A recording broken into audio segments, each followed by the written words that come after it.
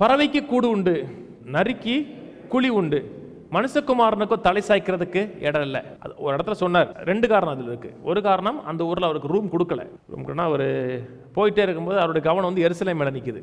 இவர் சமாரியாவில் அந்த இடத்துல இருக்கிறாரு. சமாரியர்களுக்கும் எருசலேம் மக்களுக்கும் ஒத்துக்காது. 2 பேரும் பகையான ஆட்கள்.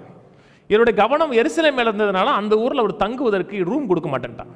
இன்னொரு முக்கியமான காரியம், அவர் மெய்யாவை தலை சாய்க்குவதற்கு நேரம் அதுவரை வரவே இல்லை. அவர் அதுவரை இளைப்பாறுதலோடு இல்லை. என்ன ஒரு காரியம் அவர் செஞ்சு முடிக்கல.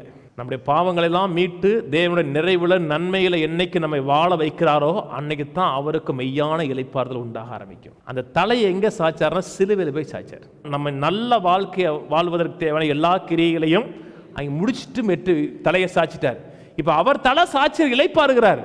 நீங்க அவரை போய் இளைப்பாற விடாம, ஐயா நான் ஏதாச்சும் செய்யறேன்னா, என்னப்பா அவளைப்பட்டு பாடுபட்டு உன்னை நல்ல வாழ்வு கொடுக்கறதுக்கு தலையை சாய்ச்சிட்டேன், சாய்க்க விட மாட்டேன். ஒரு முடிஞ்சிருச்சப்பா, விட்டு கிரியே முடிஞ்சிருச்சு, போய் அனுபவினா விட மாட்டேங்க. கவனமெல்லாம் முற்று பெற்ற காரியம் உடன்படிக்கை. உடன்படிக்கை செய்த தியாகம்.